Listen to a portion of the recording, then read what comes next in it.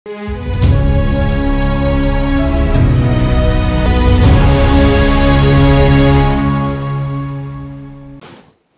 दोस्तों, राजनीति की बातें किताबों की कहानी में एक बार फिर आपका स्वागत है। मैं हूं आपका दोस्त धर्मेंद्र कंवारी।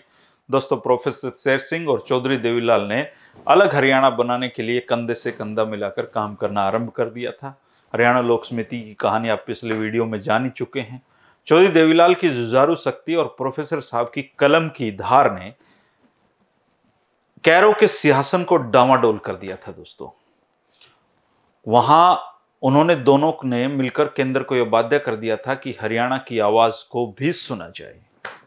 1962 में ही एक महीने के लिए प्रोफेसर शेर सिंह को मॉस्को में पीस कॉन्फ्रेंस में प्रतिनिधि के रूप में जाना उनका हुआ था। यह प्रोफेसर साहब की पहली विदेश यात्रा थी और इस अवधि में चौधरी देवीलाल अकेले ही हरियाणा के हितों के लिए दौड़ धूप करते रहे। मॉस्को से आने के बाद दोनों की जोड़ी पुनः सक्रिय हो गई और यह सक्रियता 1965 के अगस्त महीने तक चलती रही। 25 अगस्त 1965 को प्रोफेसर साहब ने 2 महीने के लिए लीडर्स एक्सचेंज प्रोग्राम के तहत अमेरिका उनका जाना हुआ और 27 अगस्त को भारत और पाकिस्तान का युद्ध शुरू हो गया। प्रोफेसर साहब अमेरिका जाते समय अपने साथ दास कमीशन को दिए गए ज्ञापन को भी लेकर गए थे। अमेरिका प्रवास के समय प्रोफेसर साहब ने चौधरी देवीलाल से निरंतर संपर्क बनाए रखा और अपने कार्यक्रम की सूचना उनको भेजते रहे। इस प्रवास के दौरान प्रोफेसर साहब ने प्रधानमंत्री इंदिरा गांधी को अमेरिका से ही एक पत्र लिखा था और इस पत्र में प्रोफेसर साहब ने संक्षिप्त रूप से गोविंद बल्लभ पंत द्वारा गठित समिति के निर्णयों को लिखा और कहा कि ये शीघ्र भारत आकर एक ज्ञापन भी देंगे। इस अवधि में केंद्रीय सरकार ने सरदार हुकम सिंह की अध्यक्षता में, जो लोकसभा के अध्यक्ष थे, उनकी अध्यक्षता में पंजाब समस्या के लिए पार्लियामेंट्री समिति का गठन कर दिया था। इस समिति में हरियाणा से चौधरी लहरी सिंह और चौधरी बंसीलाल को सदस्य के रूप में लिया गया था। इस घटनाक्रम को देखते हुए चौधरी देवीलाल ने तार भेजकर प्रोफेसर शेर सिंह को तुरंत भारत आने के लिए लिखा। इसके अतिरिक्त स्वामी ओमानंद ने भी इस संबंध में 16 अक्टूबर 1965 को एक पत्र लिखकर प्रोफेसर शेर सिंह को तुरंत भारत लौटने को कहा। यह तार सैन फ्रांसिस्को नामक स्थान पर मिला और प्रोफेसर शेर सिंह तुरंत भारत के लिए चल पड़े। प्रोफेसर साहब ने हुकम सिंह कमेटी को दिए जाने वाले ज्ञापन को अपनी यात्रा में ही लिखकर तैयार कर लिया था। जब ये 2 नवंबर को कलकत्ता में उतरे तो इन्हें पता चला कि हुकम सिंह जी तो यहीं पर हैं, इसलिए सीधे हुकम सिंह से मिलने गए और उनको सारी स्थिति स्पष्ट कर दी, साथ में सारे डाटा भी उनको दे दिए। भारत आने के बाद ये चौधरी देवीलाल से मिले और दोनों ने योजना बनाई कि हुकम सिंह कमेटी के हरियाणा के जो सदस्य हैं उनको विश्वास में लिया जाए और उनको कहा जाए कि पृथक हरियाणा प्रदेश की मांग पर वो दृढ़ रहें और झुके नहीं किसी भी तरीके से। प्रोफेसर शेर सिंह ने अपनी किताब में यह दावा किया है कि इस दौरान चौधरी बंसीलाल ने इनकी बात पर ध्यान नहीं दिया और हरियाणा निर्माण का विरोध किया। एक जिंदगी ही काफी नहीं वरिष्ठ पत्रकार कुलदीप नैयर जी की किताब है, पिछले ही दिनों मैंने इसको पढ़ा था।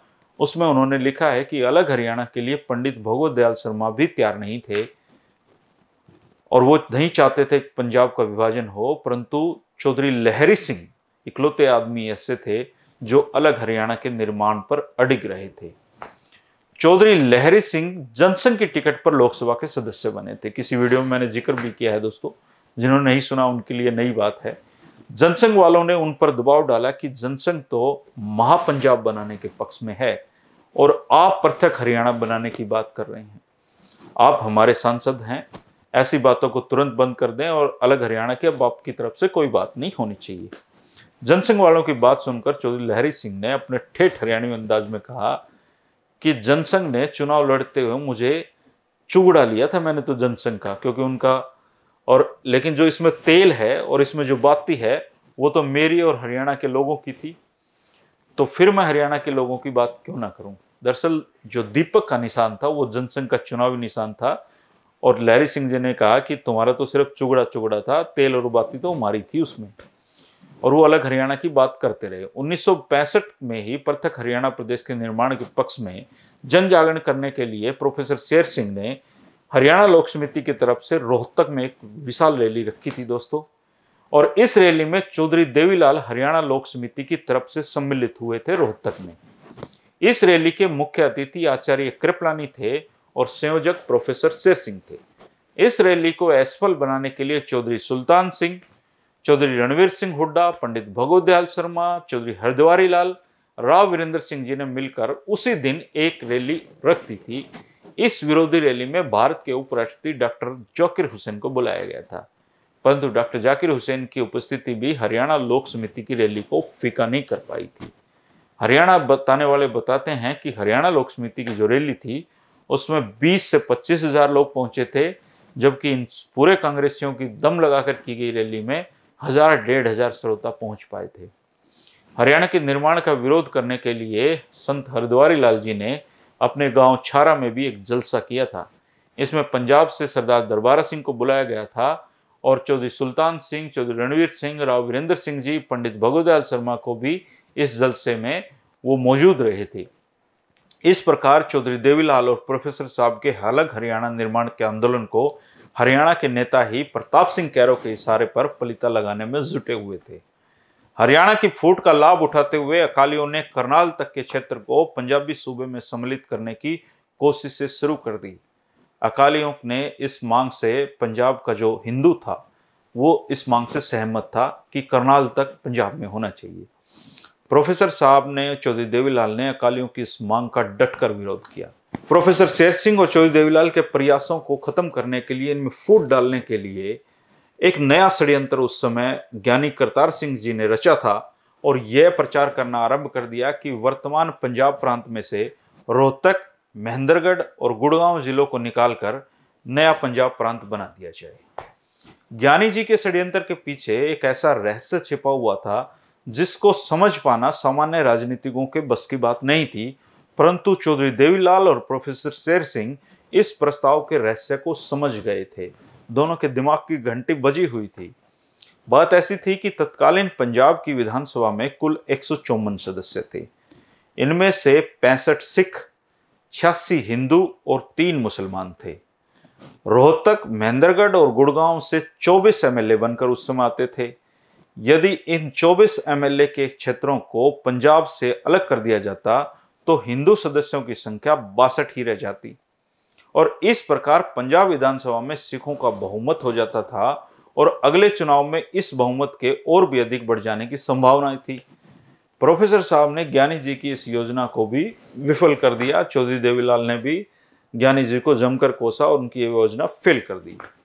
प्रोफेसर साहब हरियाणा निर्माण से संबंधित समस्याओं के समाधान के लिए पंजाबी सूबे के निर्माण के लिए भूख हड़ताल पर बैठे संत फतेह सिंह जी से मिले और कहा कि हमें सरदार जी सीमा संबंधी जो विवाद हैं उनको परस्पर मिल बैठकर सुलझा लेना चाहिए। संत फतेह सिंह ने प्रोफेसर साहब की बात को मान लिया और अकाल तख्त पर, जो गुरुद्वारा अमृतसर गुरुद्वारे में स्वर्ण मंदिर में है, एक बैठक रखी गई। इस बैठक में हरियाणा की तरफ से चौधरी रणवीर सिंह हुड्डा, जो उस समय एमएलए थे, भूतपूर्व मंत्री भी थे, चौधरी देवीलाल, और उन्होंने गर्ल एक्शन पार्टी एक अपना वो बना रखा था।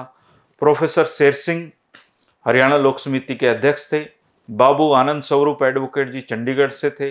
लाला राम शरण चंद्र मित्तल जी एमएलए थे, वो भी इसमें मौजूद थे।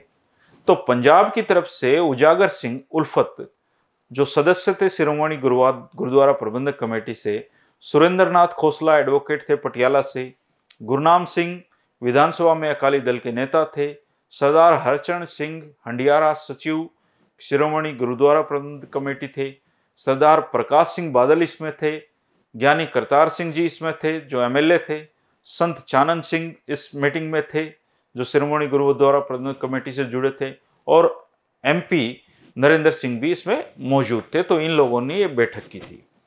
इस बैठक में यह निश्चय हुआ था दोस्तों कि 1956 के फॉर्मूले को ही विभाजन के समय का आधार बनाया जाए। शेष क्षेत्रीय समस्याओं को परस्पर मिल बैठकर उनका समाधान करने का फैसला लिया गया।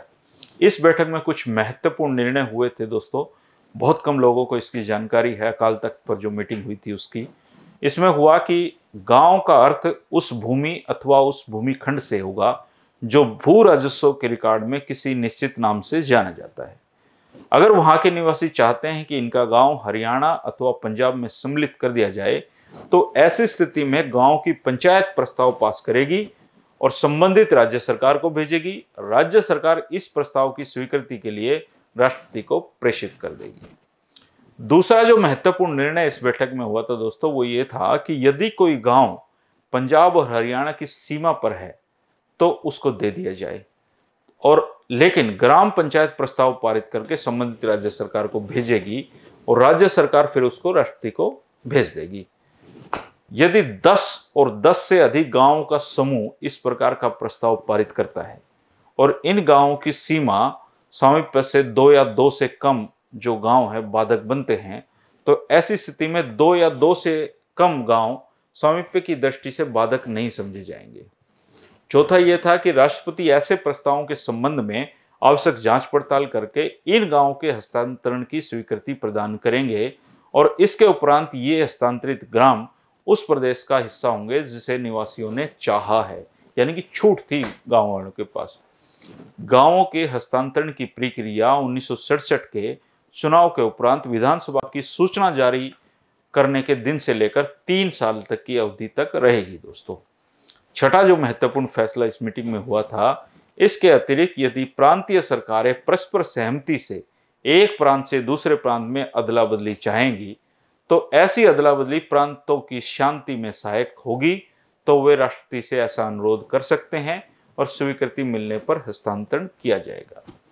उपयुक्त निश्चित सिद्धांतों के अनुसार सर्वेक्षण कार्य भी आरंभ कर दिया गया था और अकालियों ने चंडीगढ़ के विषय में अपना दावा फिर शुरू कर दिया, जो आज तक नहीं सुलझा है दोस्तों। केंद्र सरकार द्वारा नियुक्त शाह कमीशन ने चंडीगढ़ समेत पूरा खरड़ तहसील और कालका उप तहसील को हिंदी भाषी क्षेत्रों के रूप में निर्धारित किया था। इस कारण यह हरियाणा का भाग बनने वाला था। अकालियों ने जब चंडीगढ़ को पंजाबी भाषी सिद्ध करने की कोशिशें की तो चौधरी देवीलाल और प्रोफेसर शेर सिंह ने डटकर उनका मुकाबला किया। हरियाणा के लोग भी पूरा तन मन धन से उनका साथ दे रहे थे। इन्होंने चंडीगढ़ के संबंध में आंकड़े जुटाने शुरू कर दिए और इस काम में डॉक्टर राम गोपाल बिश्नोई थे, जो पंजाब विश्वविद्यालय चंडीगढ़ में संस्कृत विभाग में कार्यरत थे। इन्होंने इस काम में बहुत सहायता की। प्रोफेसर साहब ने इनको चंडीगढ़ से हिंदी माध्यम तथा हिंदी विषय को लेकर बैठने वाले परीक्षार्थियों की सूची तैयार करने को भी कहा था और उन्होंने बड़ा जतन करके डॉक्टर साहब ने इस कार्य को यथाशीघ्र पूरा किया और प्रोफेसर साहब को सौंप दिया। इसके अतिरिक्त प्रोफेसर साहब ने हरियाणा के सभी राजनीतिक दलों के विधायकों की एक संयुक्त बैठक बुलाई थी। इस बैठक में क्या हुआ ये जानना भी गजब की बात है दोस्तों। इस बैठक में चंडीगढ़ संबंधी सभी पहलुओं पर खुलकर विचार विमर्श किया गया और अंत में सर्वसम्मति से यह फैसला लिया गया कि हम सब प्रधानमंत्री इंदिरा गांधी से मिलकर अपनी बात रखेंगे। यदि इंदिरा गांधी हमारी बात नहीं मानती है तो हम सब सामूहिक रूप से त्यागपत्र दे देंगे। ये सारे नेताओं ने इस पर सहमति जताई, चाहे वो कोई किसी पार्टी का हो। उन दिनों केंद्रीय जो मंत्री थे सत्यनारायण सिन्हा इंदिरा गांधी के विश्वास पात्र व्यक्ति थे। उनको जब पता चला कि कांग्रेसी विधायक भी सामूहिक त्यागपत्र देने के निर्णय में शामिल हो गए हैं तो वो बड़े चिंतित हुए और उनको पता था कि इंदिरा गांधी कभी ऐसा नहीं चाहेंगी। इसलिए उन्होंने एक फिर अलग ही एक षड्यंत्र रचना शुरू किया और इसके लिए उन्होंने अंग्रेजों वाली बांट करो राज करो वाली नीति को लागू किया। तो उन्होंने सामूहिक त्यागपत्र के निर्णय से हटाने के लिए सबसे पहले पंडित भगवत दयाल शर्मा और चौधरी रणवीर सिंह हुड्डा को अलग अलग बुलाया। उन्होंने चौधरी रणवीर सिंह को बुलाकर कहा कि चौधरी रणवीर सिंह, तुम कितने भोले हो। आपको सोचना चाहिए कि हरियाणा बनने पर तुम्हारे मुख्यमंत्री बनने के सबसे ज्यादा अवसर हैं क्योंकि इंदिरा गांधी जी की नजदीकी हो। हरियाणा में कांग्रेसी जाटों में तुम सबसे प्रमुख भी हो, तो अलग जब हरियाणा बनेगा तो आप मुख्यमंत्री बनोगे और इस्तीफा दे दोगे तो कैसे बनोगे। तो चौधरी रणवीर सिंह हुड्डा के मन में उपयुक्त विचार का जादुई प्रभाव पड़ा और उन्होंने सामूहिक त्यागपत्र देने के अपने जो निर्णय था उससे अपने आप को मुक्त कर दिया। फिर उन्होंने पंडित भगवत दयाल शर्मा जी को बुलाया और कहा कि तुमने और प्रोफेसर साहब का जो नेतृत्व में हरियाणा में जो फैसला लिया है कि इस्तीफा दे दोगे, वो आप पैरों पे कुल्हाड़ी मार रहे हो। आपने अगर इंदिरा गांधी ने किसी गैर जाट को मुख्यमंत्री बनाने के लिए सोची तो सोचिए कि आपके अलावा कौन कैंडिडेट होगा जिसको मुख्यमंत्री बनाया जाए, लेकिन आप तो इस्तीफा देकर बैठे होगे, तो फिर मुख्यमंत्री कैसे बनोगे। तो उन्होंने कहा और पंडित भगवत दयाल शर्मा जी भी सामूहिक इस्तीफे के फैसले से मुकर गए। इस प्रकार जो योजना थी सामूहिक इस्तीफे देने की, वो फलीभूत नहीं हो पाई, परंतु इस योजना का प्रभाव जरूर पड़ा। और प्रभाव यह था कि इंदिरा गांधी ने चंडीगढ़ अकालियों को देकर केंद्रीय प्रदेश घोषित कर दिया। चंडीगढ़ जो था वो अकाली मांग रहे थे, लेकिन उनको ना देकर इसको केंद्रीय प्रदेश घोषित कर दिया। और पृथक राज्य निर्माण का कानून फिर पास हुआ। नवंबर 1966 में हरियाणा राज्य निर्माण का कानून अस्तित्व में आ गया और 1 नवंबर को हरियाणा का विधिवत निर्माण हो गया दोस्तों। और इस तरीके से पंजाब से अलग होकर बना हमारा ये प्यारा हरियाणा, जिसमें आज हम जी रहे हैं। हरियाणा बनने के बाद प्रोफेसर शेर सिंह और चौधरी देवीलाल वापस फिर अपनी कांग्रेस में लौट गए। दोनों को विश्वास था कि कांग्रेस इनका उचित मान सम्मान रखेगी, लेकिन राजनीति के गर्भ में क्या छिपा होता है दोस्तों, किसी को कुछ नहीं पता होता। दोनों नेताओं ने कांग्रेस अध्यक्ष कामराज से भी मुलाकात की थी, अपनी आशंकाएं भी रखी थी। प्रोफेसर साहब ने तो बाकायदा नवंबर महीने की 17 तारीख को एक कामराज जी को लंबा चौड़ा पत्र भी लिखा था। इसके बाद 1967 के चुनाव सामने आ गए थे, क्योंकि 66 में तो हरियाणा बन गया था और हरियाणा बनने पर जो मुख्यमंत्री की बाजी थी वो पंडित भगवत दयाल शर्मा के हाथ में लगी थी। ये अलग बात है कि पंडित भगवत दयाल शर्मा अलग हरियाणा ही नहीं चाहते थे किसी दौर में, लेकिन जब हरियाणा बना तो पंडित भगवत दयाल शर्मा जी को हरियाणा प्रदेश के मुख्यमंत्री की शपथ दिलाई गई। 1967 में चुनाव होते हैं दोस्तों, और चुनाव होने के बाद फिर हरियाणा में आया राम गया राम की राजनीति शुरू होती है, जिसकी जो गूंज थी पूरे देश में सुनाई देती है। और ये आया राम गया राम हरियाणा की राजनीति में आज तक चल रहा है दोस्तों। हरियाणा में चाहे लोग हों या नेता हों, कोई किसी पार्टी से जुड़ा हुआ नहीं है, सब व्यक्तिगत सोच के ऊपर निर्भर करते हैं। नेता आज इस पार्टी में है तो समर्थक भी कल इसी पार्टी में है। नेता ने पार्टी छोड़ी, समर्थक भी पार्टी छोड़ते हैं। इसलिए दल बदल हरियाणा में कभी बुरा नहीं समझा गया है और आज के साथ जाने वालों को हमेशा अच्छा माना जाता है। अलग कई बार जनता ऐसे लोगों को सजा भी सुना देती है, लेकिन 1-2 चुनाव के बाद फिर अपना लेती है। दल बदल हरियाणा में कोई बहुत बुरी चीज़ नहीं है। तो अगले वीडियो में हम कहानी बढ़ाएंगे दोस्तों। अगर आपको वीडियो पसंद आ रहे हो तो लाइक कर दिया करें, कमेंट करके शाबाशी दे दिया करें। अगर थोड़ी मदद करना चाहे तो इस वीडियो को 3-4 लोगों को भेजा करें, ताकि दूसरे हमारे जैसे लोग भी इससे जुड़ सकें, अच्छी बातें देख सकें, क्योंकि अच्छे लोग जुड़ेंगे तो अच्छी चीज़ें बनेंगी, मेरा भी हौसला बढ़ता रहेगा। शुक्रिया दोस्तों, कल फिर मिलेंगे। 3 बजे। नमस्कार। I love Indus because I like Indus. I adore Indus. I admire Indus. I admire my school. I like Indus. Indus is different. आपके बच्चे के सर्वांगीण विकास के लिए सर्वश्रेष्ठ शिक्षा का सर्वोत्तम संस्थान इंडस पब्लिक स्कूल।